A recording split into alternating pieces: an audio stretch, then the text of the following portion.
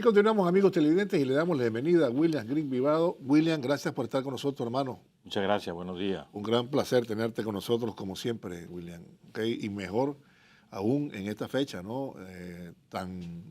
Digamos, tan especial para el pueblo de Nicaragua y sus luchas, ¿no? El 89 aniversario del asesinato del general de hombres y mujeres libres Augusto C. Sandino. ¿Qué significa Sandino en este momento, Chele? Si me permitís comenzar por ahí, ¿te parece? Que me parece que cobra una relevancia importante por el momento en que estamos viviendo y además toma mucha actualidad su pensamiento y la forma en la que actuó el general a propósito de ese orgullo de ser nicaragüense, el antiimperialismo, el nacionalismo, la soberanía. Bienvenido, William. Muchas gracias por la invitación. Yo, me está acordando ahorita cuando uno estaba cipote, el 21 de febrero era clandestino. Sí, así es. Sí. Aparecían operativos, pequeños operativos por todos lados donde actuaba el frente, que se ponía una bomba con propaganda, o se hacía una acción de recuperación bancaria, o una de hostigamiento a la guardia, pero siempre había algo, los 21 de febrero, y era clandestino. Y antes de raudales, y antes incluso ¿sí? Era silenciado, ni siquiera clandestino, porque era prohibido hablar de Sandino. Y aquella operación con Dawison también, ¿te acordás? El que sabía fue en los 70. En los ¿sí? 70, sí, correcto. No uno de los asesinos de Sandino. Los asesinos de Sandino, sí. Fue allá en Matagalpa. Matagalpa, sí. Y Federico Davison Blanco. Y entonces, recordemos que además, no solamente se prohibió mencionar el nombre de Sandino en público y cuando vos lo decías en alguna cantina o cualquier lado, entonces, ¿verdad? Sino que además se quiso imponer la versión somocista, la versión yanqui de lo que era Sandino. Sí, claro, desapareció. Sandino bandolero, Sandino asesino, Pedro Altamirano asesino. Correcto. ¿Verdad? Se quiso imponer. ¿Y cómo se logró evitar eso? Con el boca a boca. Así es. La memoria del pueblo, todo el campesinado del norte, que iba heredando a sus hijos y a sus nietos lo que había ocurrido, cómo había ocurrido, quién era Sandino. Así fue que el pueblo de Nicaragua preservó la memoria de su héroe. Y hay que recordar también y rendirle homenaje a aquellos profesores que se la rifaban, porque yo recuerdo, Chele, que en grupitos pequeños decía, había aquí hubo un Sandino, un señor que se llamaba Sandino, y te contaban la historia, ya sabes, ahí. Que a su vez lo repetían tanto por conocimiento, digamos, académico como por transmisión familiar. Claro. Y el conocimiento académico, para lograrlo, fue indispensable. Armando Amador, por ejemplo, que circulaba clandestino sus libros sobre la época de Sandino. Gregorio Seltzer, con sus 2 libros, ¿no? Que son formidables ambos libros. Y distintos folletos que circulaban clandestinos, que se iban haciendo, Entonces eso permitía un conocimiento académico, pero lo fundamental fueron los recuerdos y la transmisión de generación en generación de lo que ocurrió en las montañas. Entonces me parece a mí importante recuperar cómo se preserva la memoria popular de un hombre como Sandino. ¿Qué significa Sandino? Fíjate que tiene tanto significado, en mi opinión, pues. Yo te diría, hay un enorme significado que hasta ese momento en Nicaragua, después de la derrota de Walker en el 56, que fue una acción colectiva, digamos, nadie se le había parado a los yanquis. No solamente parado en el sentido, a ver, pues peleemos, sino además nadie, yo no sé si en América Latina, pero en Nicaragua nadie le había dicho, yo no te tengo miedo. Vení pues, te acuerdas que el telegrama, aquí te espero. O sea, vení, ¿cuál es el problema? O sea, vení, sacame, pues. Vos decís que yo soy bandido, vení, sacame, vení, matame. Y se les enfrenta y los vence. O sea, pero sin miedo. O sea, creo que eso es fundamental. Porque cuando él se despoja del miedo, puede permitirse la guerra de guerrillas que desarrolló. Si él hubiera tenido miedo, se hubiera escondido por cualquier lado. Pero él no tuvo miedo. Lo que hizo fue organizar al campesinado y lanzarse contra los gringos en una guerra sumamente inteligente. Al principio le costó bastante, hasta el Cocotal y lo demás, pero después bueno, los gringos estaban el miedo estaba en manos de los gringos. O sea, fue al revés, sobre todo después de los combates de enero, de diciembre del 27 y de enero de 1928, donde ven que la cosa va dura y empiezan a semblantear a ver de qué otra manera pueden resolver lo que calificaban como un problema. Eso es lo primero, creo. O sea, creo, no lo primero, pues uno de los aspectos. El otro aspecto es que, como hemos dicho en otras oportunidades, me parece a mí que Sandino hace emerger al pueblo empobrecido como protagonista del país. O sea, hasta ese momento jamás los pobres habían tenido por sí solos un dirigente que disputara el poder con la burguesía, con los terratenientes, con la oligarquía nicaragüense. Jamás en toda la historia de Nicaragua, ni en la independencia, ni en la guerra nacional, ni en todas las barbaridades que le hicieron a los empobrecidos durante los años conservadores, ni con Zelaya siquiera. Es decir, el pueblo emerge con su propia fuerza, sus propios líderes, sus propios jefes, con Sandino. Y con su propia ideología, su propia manera de entender la patria, su propia manera de entender la justicia, que no era la justicia que te predicaban la oligarquía ni los gringos, que era la justicia de los pobres, que era acceder a los bienes materiales suficientes para poder sobrevivir, entre otras cosas. Y además rescata el concepto patria, el de verdad, pues claro. Patria con la gente, patria para la gente. Sin la gente no hay patria. Y si la patria no es para la gente, tampoco es patria. O sea, a mí me parece que eso también es fundamental. Y luego Sandino tiene la habilidad de convertir eso después en un instrumento político del pueblo. No le basta que emerge él y todos sus soldados como los grandes depositarios de la voluntad popular, sino que además lo convierte en un instrumento de la voluntad popular que lo hereda Sandino con Carlos Fonseca y los fundadores del Frente, ¿no? O sea, retoman la bandera, pero creo que el fundador de ese instrumento es Sandino. Nosotros somos auténticos herederos de la tradición de Sandino. Un cuarto elemento, que vos lo mencionabas hace un ratito, es la primera vez en la historia de Nicaragua que alguien señala como traidores a los que hacen arreglos con los yanquis. Nunca lo habían hecho. Era natural. Es hasta que Sandino dice traidores a la patria. Y además Sandino les dice, porque acordate que a Sandino lo quisieron engatusar. Sacan la farsa electoral de 1928, ¿verdad? Con los gringos contando votos, haciendo el censo y todo lo demás. Y ya ponen a Moncada, lo instalan como su empleado en la presidencia y lo quieren engatusar, decirle, bueno, esto es cosa jugada, ya, arreglate con Moncada. No, le dice Sandino. Moncada no es el presidente de Nicaragua porque lo pusieron los yanquis y yo no lo reconozco. O sea, es también, es poner un hasta aquí, pues. Fíjate que en esto de la tradición, por primera vez en Nicaragua, con el presidente Daniel, se castiga la traición. Nunca en la historia de Nicaragua se haya castigado la traición. Jamás.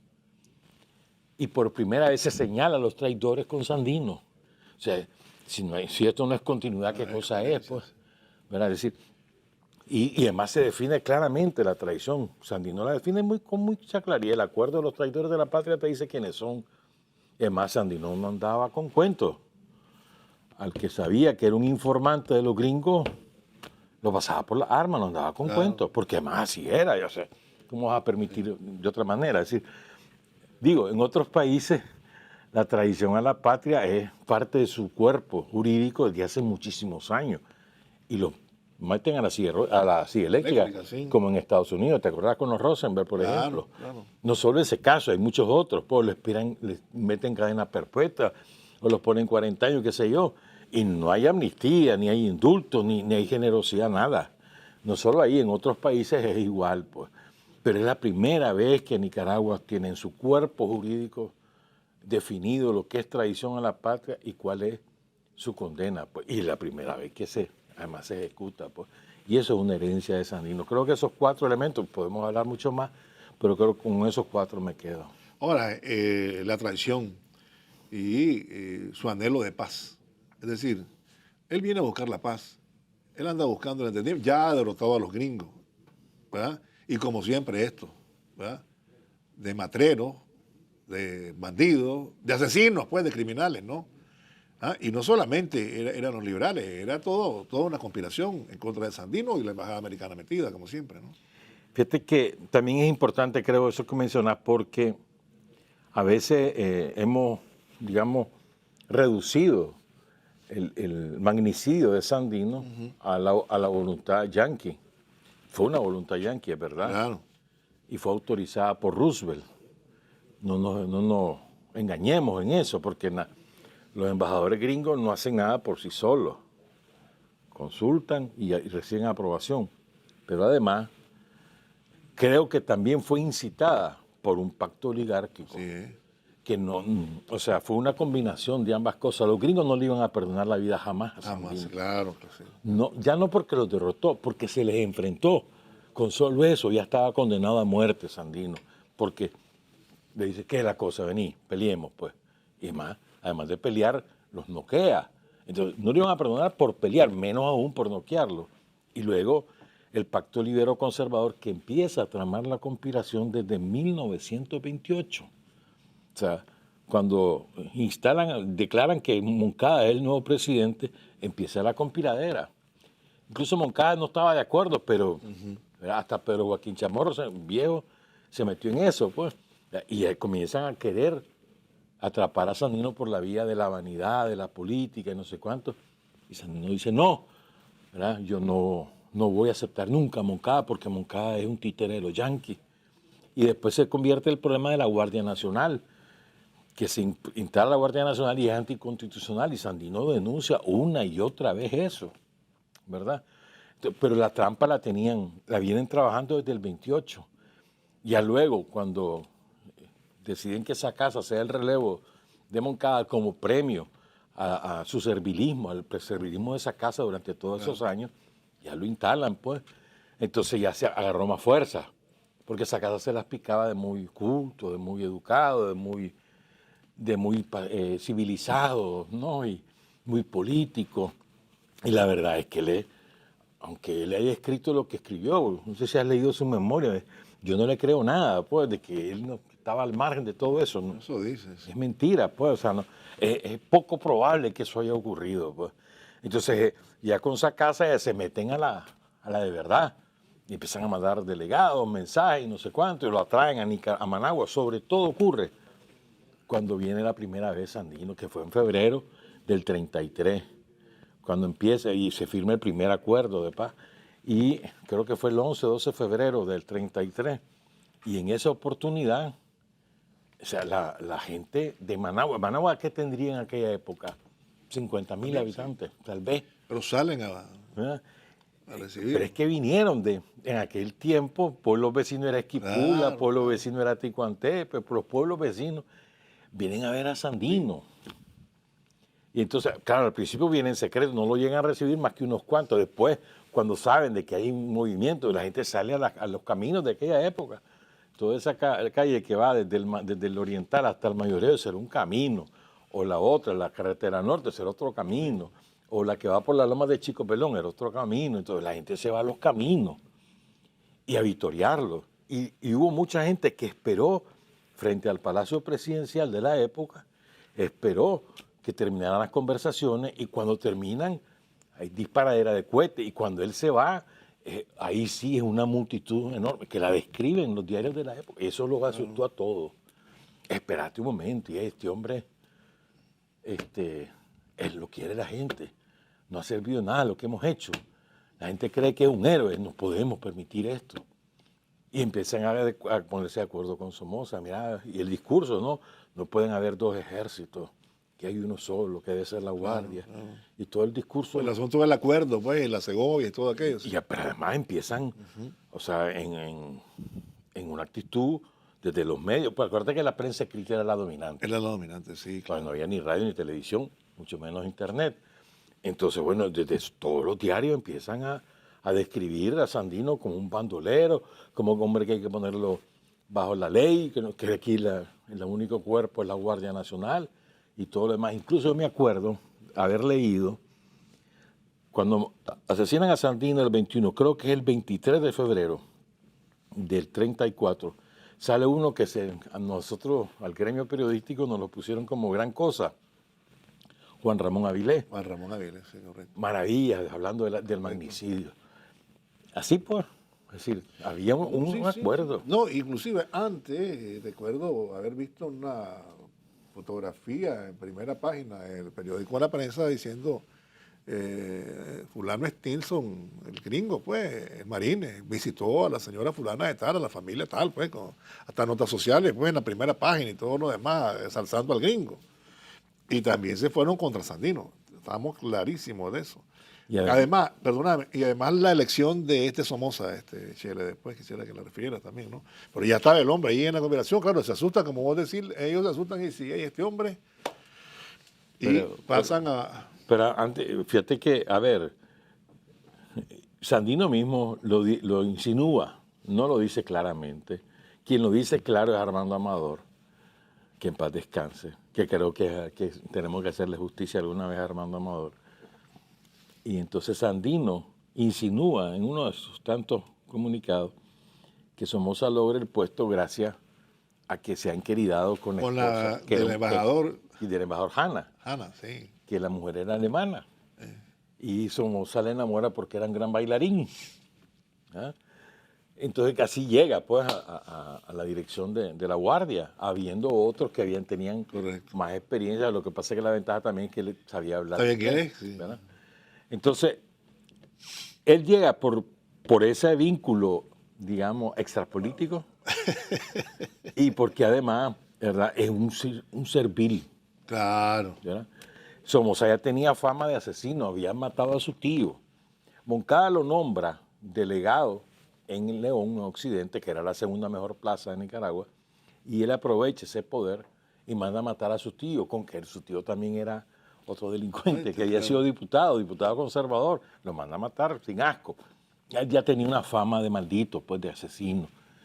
Y así se instala en el poder y después puesto en el poder de la guardia, además de ser sirviente de los gringos, volaba cabeza sin ningún tipo de piedad. Pues. Entonces, a mí me parece que es un error considerar a Somoza solamente como un engendro yanqui, es también un engendro oligárquico.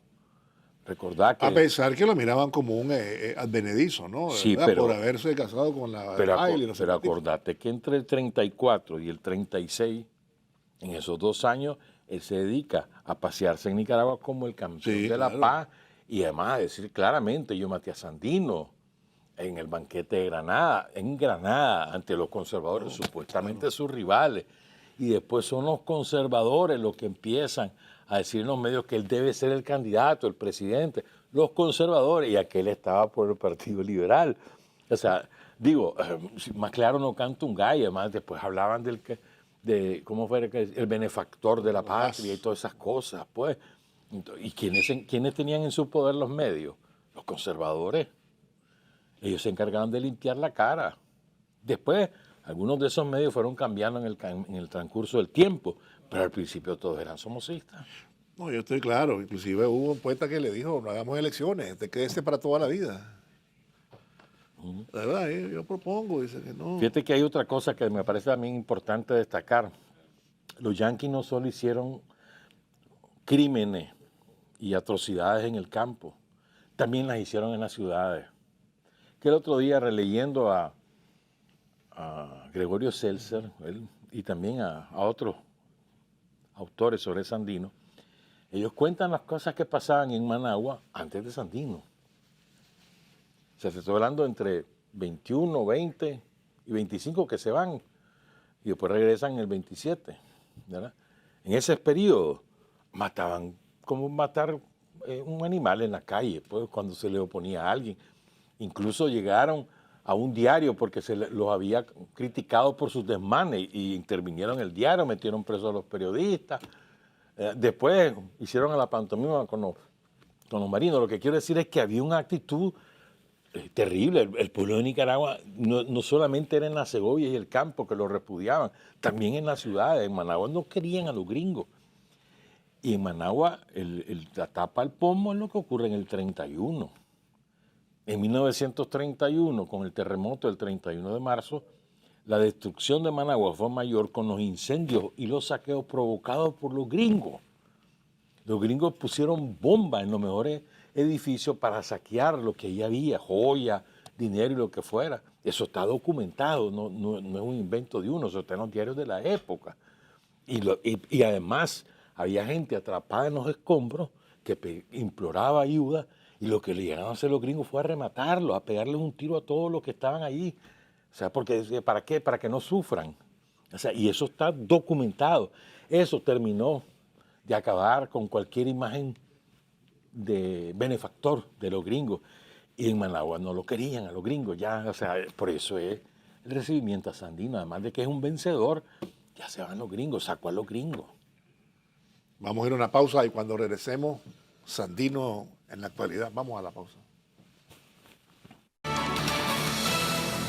No sabe. No, pero bueno, hablar siempre con William es interesantísimo, ¿verdad? Por los entretelones que hay. William, pero Sandino actualmente. Espérame, sí. Ah, dale. Es que acordate, hay un dato que creo que es importante recordarlo. La amnistía para Somoza y todos los involucrados en el asesinato directo de Sandino, el material, pues, la promueve Emiliano Chamorro.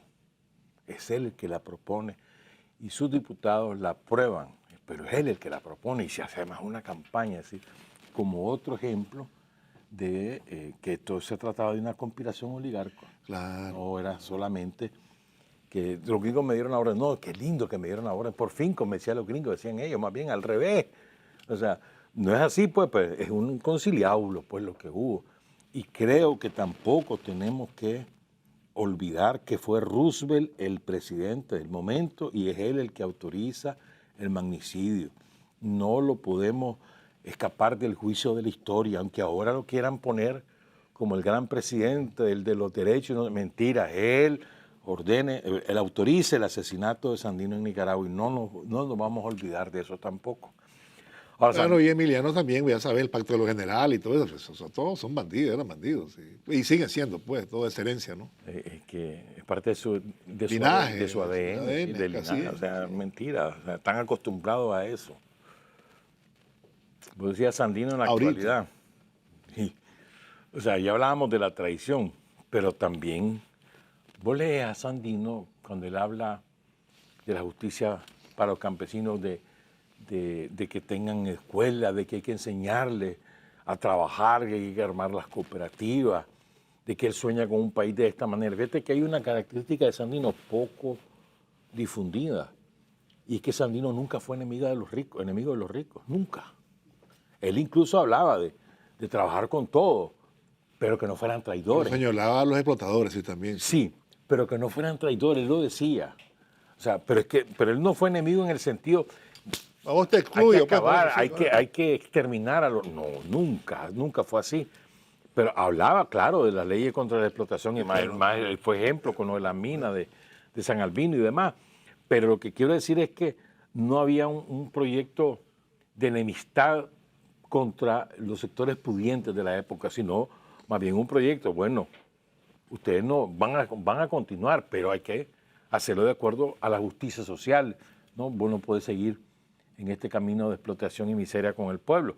Y la recuperación o la conquista de derechos en aquel momento de la mayoría no podía ser impedida por los ricachones, ¿verdad? O sea, esa era la lógica, pero Sandino nunca fue enemigo así, bueno, pues yo voy a llegar al poder y voy a acabar con todo. La prueba es que él tiene relaciones con un montón de gente de la época que tenía sus centavos, pues incluso algunos de ellos eran hacendados que se incorporan a las filas de Sandino. Entonces me parece que esto es un aspecto importante que el Frente lo recupera con el proyecto del programa histórico de la herencia programática de Sandino del 68, pero además en su programa ya para la Revolución triunfante en el 79, con el modelo famoso, economía mixta. No alineamientos. Sí. No alineamiento, porque también es importante, eso también es herencia de Sandino, no alineamiento. Porque decía con nadie, no hermano, aquí vemos por los intereses de los nicaragüenses. Claro. Él lo decía.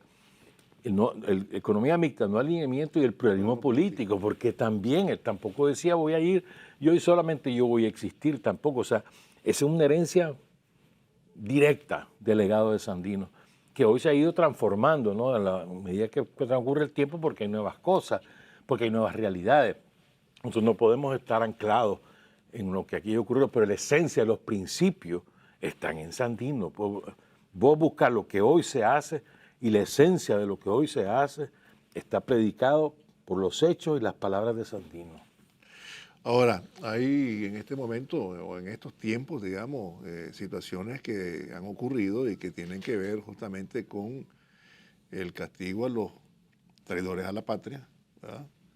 Inclusive se han deportado 222, se les ha retirado la nacionalidad nicaragüense. Se los repatrió más bien. Sí, más bien se repatrió, pues. Sí, regresaron a donde sus amos, pues, a la tierra que los contrató, pues, que para donde... Aquí los tenían exiliados. Exiliados. Entonces los mandamos de regreso así a su patria. Así es. No pueden ser nicaragüenses, pues. Después los otros 94 que pretendieron huir de la justicia, ¿verdad? Prófugos de la misma, y tiene que ver también con lo mismo. Estamos hablando de soberanía, estamos hablando de la defensa de la patria, estamos hablando de la defensa de la paz.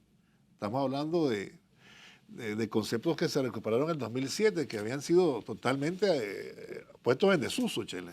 Quizás la paz y la lucha por la paz hasta las últimas consecuencias es otro de los grandes legados de Sandino. La última consecuencia fue su muerte. Su muerte, sí. Porque él creyó en Sacasa. Y él creyó en los que negociaron con él el acuerdo con Sacasa. Creyó. Él confió en ellos. Porque su objetivo era la paz. No le veía sentido a seguir alzado en armas, sino lo que quería era garantías de vida para él, para sus soldados, y de trabajo y de tierra para todo su ejército.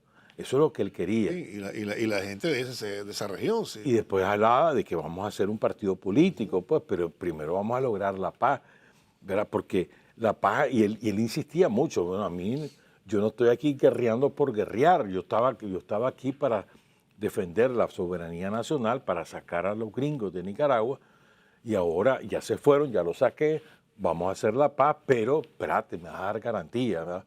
Es decir, mi bien supremo es la paz porque yo sé que sin la paz el país no va a salir adelante.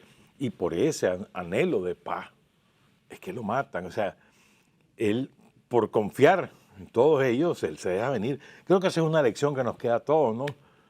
Es decir, vos no podés confiar en tu enemigo de clase, en tu enemigo, o sea, vos no podés confiar al 100%, vos tenés que siempre estar resguardado, porque son traicioneros. Y así como te engatusan, también te van a meter el puñal. Creo que esa es una lección también que nos queda, ¿no? De la experiencia de Sandino y de todas las advertencias que él recibió de sus propios compañeros, ¿no? Entre ellos Pedro Altamirano, que llora la última vez que viene Sandino porque está convencido que lo van a matar, ¿verdad? O sea, también eso es importante, o sea, todo su legado ideológico, su legado de lucha, sus victorias, todo eso es importante. También es importante su experiencia, la experiencia que lo lleva a la muerte. Hay que aprender de ella para que no nos pase lo mismo. Hay que aprender de Sandino. Ahora, pero hoy también está el hecho de los peleles que él mencionaba, ¿no? Son justamente los que ahora, digamos, han sido repatriados. Y otros que quisieron burlar la justicia.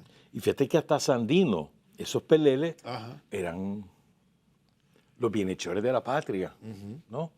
Eran las personalidades, las que salían en los diarios, las que iban a las convenciones, las que les decía don, viene don fulano, las que les debía respeto por sí mismos. Y todos eran sirvientes de los gringos. Todos ellos eran auténticos explotadores en toda la expresión de la palabra. Hasta que Sandino dice, no es cierto, estos son peleles, estos son vendepatrias, o sea, eso también es importante, es decir, ya no era prestigio ser traidor, ya no era prestigio ser sirviente de los yanquis, como hasta ese momento, hasta que aparece Sandino, es que eso pasa a ser más bien una cosa que merece el repudio popular. Claro, la clase dominante a su vez dominaba los medios, seguían siendo ellos los protagonistas, pero la gente abajo sabía, ese es un traidor, ese es pro-yanqui, ese es sirviente. Una cosa es que se aguantara porque no tenía la posibilidad de enfrentarse, otra cosa es que lo aceptara. pero es con Sandino. Sandino se atreve a decirle a los ricachones de este país, vos sos un traidor, vos sos un pelele, vos sos un vendepatria. Nadie, nunca. Hasta que Sandino aparece. Pues. ¿En qué momento estamos en la actualidad en este 89 aniversario, Chele? En el momento cumbre de Sandino, creo. Sandino está más vivo que nunca. Es impresionante, ¿no? O sea, uno se pone a pensar, chocho, mano, ¿de qué estaba hecho este hombre para que tenía que 35, 34 años, un poco menos, cuando él se viene, sin más que sus convicciones y unos centavitos de ahorro de un obrero? ¿De qué estaba hecho este hombre que trasciende 90 años después? Estamos hablando de él. Y no solo hablando, haciendo lo que él nos enseñó a hacer y rindiéndole honores. O sea, ¿qué clase de cómo te dijera yo, de formación, de ejemplo, de personalidad la que este hombre tenía, que nos cautivó a todos? Él, su magnetismo personal es el que convocaba al campesinado y todos ellos lo cuentan. Vos ves los documentales que se grabaron a principios de los 80 y las entrevistas que se hizo. Hay un libro que hizo el Instituto de Estudios del Sandinismo, que se llama Ahora sé que Sandino manda. Y ahí lo cuentan, o sea, cómo a ellos los cautivaba el magnetismo de Sandino. O sea, lo que quiero decir es que 90 años después, este hombre era tan formidable que seguimos hablando de él y nos sigue enamorando, ¿no? Su manera de ser, su manera de luchar y todo lo que nos enseñó. O sea, yo creo que a veces no somos suficientemente justos en el dimensionar la personalidad histórica de Sandino como individuo, como persona, vale la redundancia, y como político, ¿no? Y la prueba de todo eso es que vos lo que vas haciendo, que te lo va guiando ese pensamiento de Sandino, esa obra de Sandino. A ver, el antiimperialismo en Nicaragua, ¿dónde nace? Nace con Celedón, claro, en la noción de antiimperialismo, pero se lleva a la práctica como vencedor con Sandino.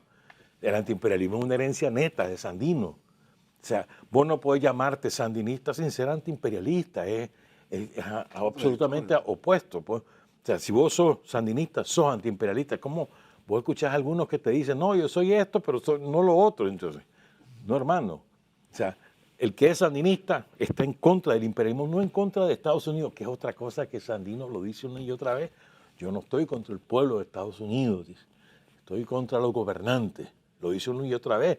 Lo mismo hacemos nosotros. Es decir, pero ese esencial, tan esencial es el antiimperialismo a la herencia de Sandino, como también lo es la patria, como también lo es el nacionalismo, la soberanía, y como también lo es la justicia social, que no se nos olvide, porque el pensamiento de Sandino trasciende el antiimperialismo, también es justicia social.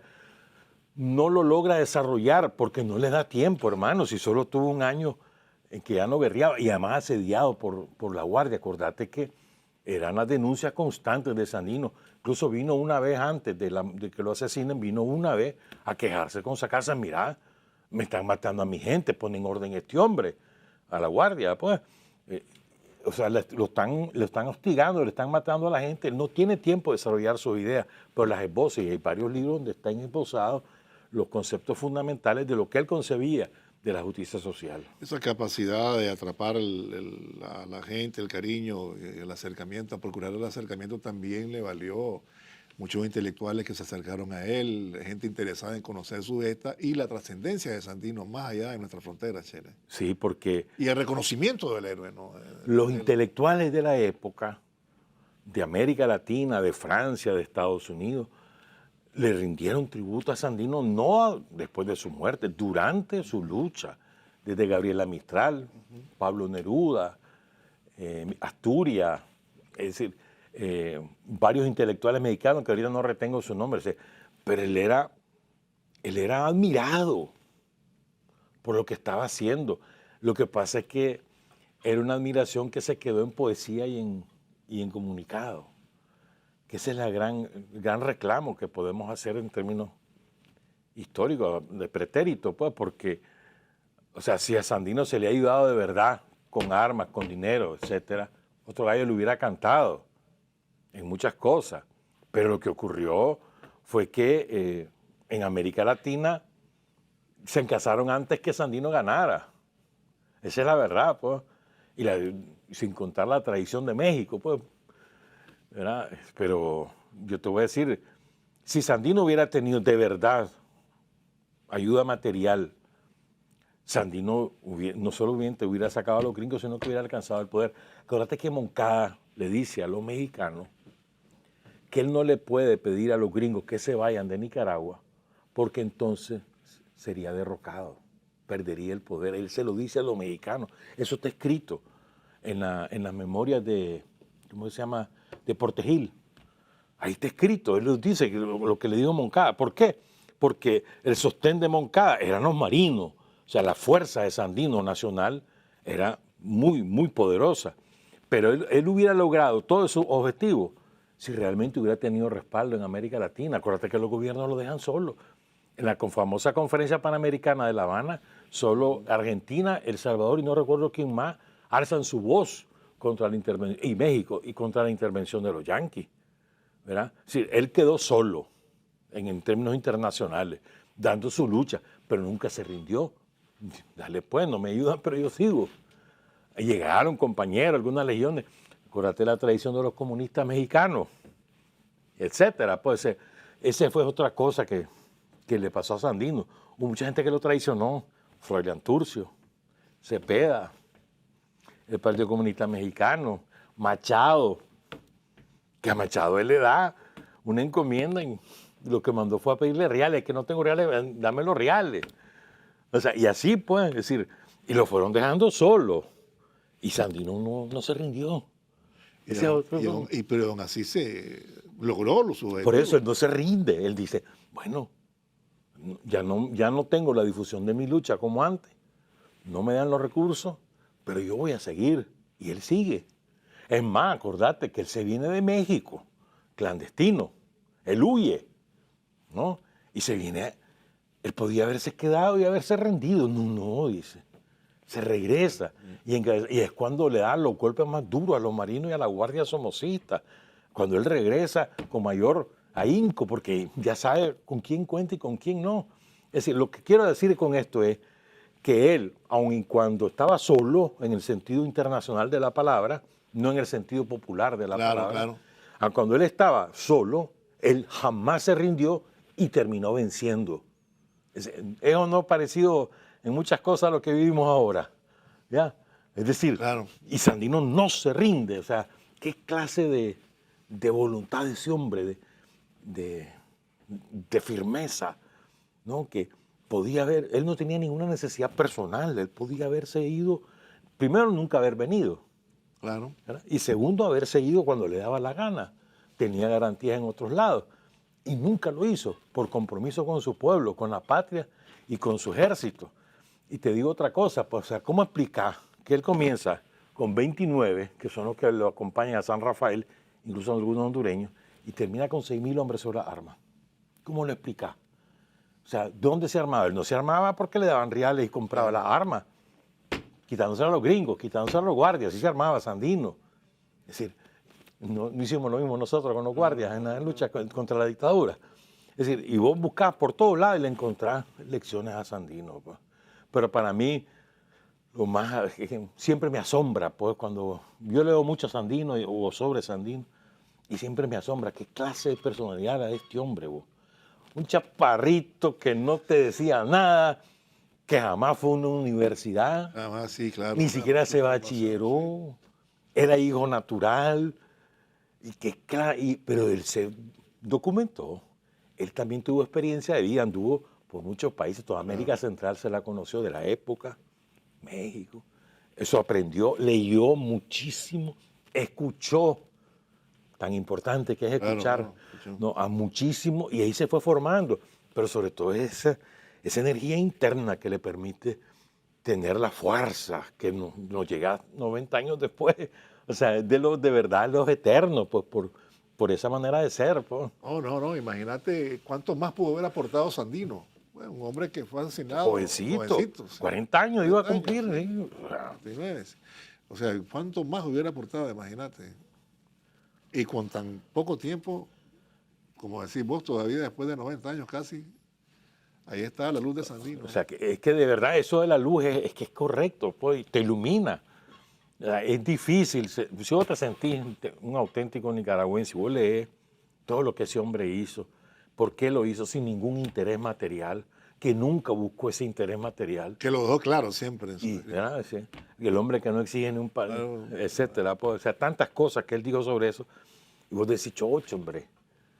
Algunos dirán, los oportunistas dicen que baboso que fue Sandino, ¿verdad? Eso te dicen los oportunistas. claro, claro. Baboso que fue. Si el pueblo no agradece, eso decía Moncada, ¿te acordás que eso le dice? Sí, Antes del 4 de mayo. Entonces, lo que quiero decir es, digo, pero ese hombre tiene la fuerza personal. O sea, es que hay que tener fuerza individual para poder hacer todo lo que él hizo. Claro, te da fuerza el pueblo, ¿no? Te da fuerza la gente que lo sigue a él, que se organiza con él, que le es leal. Eso también lo fortalece, pero la fuerza propia eso es superior a lo del común. Es un misterio. ¿Cómo es posible que ese hombre haya llegado a tener semejante capacidad de aglutinar, de convocar, de luchar y de vencer? O sea, realmente es un fenómeno histórico. Lo que pasa es que, como es de un pueblo chiquito como nosotros, no llega a tener, en términos internacionales, la estatura de otros, pero la verdad es que la tiene, hermano, como la tiene Carlos Fonseca. Claro. O como hoy la tiene, y ahí está el ejemplo, Daniel. O sea, vos tenés una continuidad histórica, ¿no? Sandino, Celedón, Sandino, Carlos Fonseca, Daniel. Y hay que recordar también que no lo pudieron matar, Chele. Porque después se le vino un pueblo sandinista encima y... Lo decretaron, está muerto Sandino, correcto, el bandolero, el Calvario de la Segovia, Sí. toda la documentación, prohibido hablar, etcétera. Y de pronto el hombre te resucita y comienza a hablarse de Sandino por todos lados. Me estaba acordando de una anécdota que la leí hace poco. Pomares, Narciso Cepeda y, ¿cómo es que se llama el otro viejano? Me acabo ahorita el nombre. Hicieron un equipo de béisbol en el Viejo, en el 69. ¿Y sabes cómo se hicieron el uniforme? Rojo y negro. Mira cómo es. O sea, campesino, Pomares, Narciso, campesino, pero Sandino se había metido en el corazón de la gente. Su símbolo era la bandera roja y negra. Y así como eso, muchas cosas que ocurrieron a lo largo de las décadas entre 1934 y 1979, que lo que te sacaban era una bandera roja y negra, o te acordás del sombrerito. El sombrerito, sí, claro. Y aparecía la pinta, ¿no? Pero la gente se sentía, ¡pum!, identificada, sabía lo que eso significaba, ese símbolo que entrañaba. Y 90 años después volvemos a repetir, Sandino más vivo que nunca. En cada pueblo de Nicaragua hay una estatua de Sandino, pero además creo que la gente lo ha interiorizado, ¿verdad? La esencia de Sandino. Tal vez no lo conocemos a fondo, pero lo hemos interiorizado en términos de su esencia. Nacionalismo, soberanía, patria, antiimperialismo, eso lo tenemos interiorizado. Y además, sí, recuerdo, ya antes del triunfo de la revolución, ya el sombrero de Sandino ya sabía lo que significaba, lo que representaba y a qué estaba asociado al Frente Sandinista de Liberación Nacional, ¿verdad? Y quien toma y enarbola la bandera de Sandino de nuevo, ¿verdad? No hay nada de eso de que, bueno, no voy a meterme aquí a esta discusión de que si el liberal, que no sé cuánto, él trasciende eso. Sí, pero Sí, ¿qué tiene? pero trasciende eso. Pues, Pero es que el liberalismo de la época era progresista, sí, supuestamente. Y además él era el que estaba en contra de los gringos, acuérdate Claro, que era identificado con Zelaya, lo que pasa es que después castran al liberalismo. Sí, yo estoy claro, pero después él trasciende, él mismo lo dice, pues, sí. va más allá. El manifiesto de los liberales del 27 dirigiendo, mira hermanos, esto no es liberalismo, yo nunca voy a estar contra ustedes, pero bueno, él lo dije, pero como liberal, o sea, él nunca renegó de su origen. Lo que pasa es que, como vos decís, él transformó el liberalismo en un proyecto muchísimo más amplio que simplemente ser de un partido liberal. Claro. El antiimperialismo de Sandino, el antiimperialismo. Pero el antiimperialismo no por gusto, ¿verdad? Claro. Que esa es otra cosa. Algunos piensan de que uno es antiimperialista porque vos solo te gusta estar peleando. No, hombre. El antiimperialismo de Sandino nace del sufrimiento del pueblo, de la opresión de los gringos aquí. Lo que te contaban cosas muy prácticas. Claro, claro. Pero no solo es eso. A ver, ¿quién vino y se adueñó de las aduanas? ¿Quién vino y se adueñó de los bancos, de los ferrocarriles, de los puertos? Y tomaba decisiones y agarraba los reales. ¿Quién? Nosotros éramos cajeros de los bancos, le entregábamos de los bancos yanquis, se van todos los reales. ¿Quién se adueñó de las minas en Nicaragua? Los yanquis. Es decir, ¿quién nos hizo firmar un tratado para regalarles el canal Secula Seculorum? Pero además, con Emiliano Chamorro, pero además poniendo una base militar en Golfo Fonseca, una base militar en Cornaila. ¿Quién nos robó San Andrés? Los yanquis, que nos obligan a darle eso. O sea, no le obligan, porque más bien le dijeron, mira, firma eso, hazlo a Colombia, ¿verdad? Por haberle quitado el canal de Panamá, la compensación de Colombia, porque Estados Unidos le roba a Panamá, es San Andrés, y con todos los mares, que ahora los recuperamos nosotros. Es decir, pero ¿quién hizo eso? Los gringos. ¿Quién puso como jefe de la guardia a Somoza? Los gringos. ¿Quién sostuvo a Somoza a pesar de que sabían que mataba, que robaba, que saqueaba? A pesar de todo eso, ¿quién nos sostuvo 45 años? Los gringos. Entonces, ¿quién financió la guerra contra el pueblo de Nicaragua en los años 80? Los gringos. ¿Quién puso a la Violeta y demás en el poder y lo sostuvo durante todo ese tiempo? Y además se vino a robar, a saquear lo poco que quedó del Estado, lo vino a robar. Y los gringos. Y le prometieron a la señora Chamorro, ¿te acuerdas que le prometieron? 2.000 millones de dólares. Nada, vino. Sí. No vinieron ni 300 en 7 años. Claro. Es decir, o sea, nosotros no somos antiimperialistas por gusto, sino porque a la prueba nos remitimos. ¿Quiénes financiaron a todos estos traidores a la patria? Nos volvieron a hacer. Sí, claro. ¿Y quiénes quisieron impedir que Daniel ganara las elecciones en 2007, en 2012, en 2016? ¿Quién? Los gringos no trataban de unir siempre, pagaban. Los gringos, bueno, y colonias europeas también. El jardín de los gringos es Europa. Leí esa frase que me encantó. Los jardineros de Estados Unidos y Estados Unidos son los que les pagan, ¿verdad? ¿Quién nos ha querido hacer daño todo el tiempo? Y cuando nosotros les hemos querido hacer daño a los gringos. Es absurdo, ¿no? Los gringos tienen un decreto que nosotros somos amenaza a su seguridad nacional. O sea, un paísito como este, en medio que no tenemos más que para comer y estamos muy orgullosos que nosotros producimos nuestra comida, no les andamos pidiendo limón ni a ellos ni a nadie, estamos muy orgullosos de eso, pero ¿qué le podemos hacer nosotros a los gringos, hombre? No sé, que son patéticos. Pero bueno, le agradezco, William, gracias, te agradezco, gracias por haber venido, hermano. Vamos a irnos a la pausa, no se vayan, ya volvemos.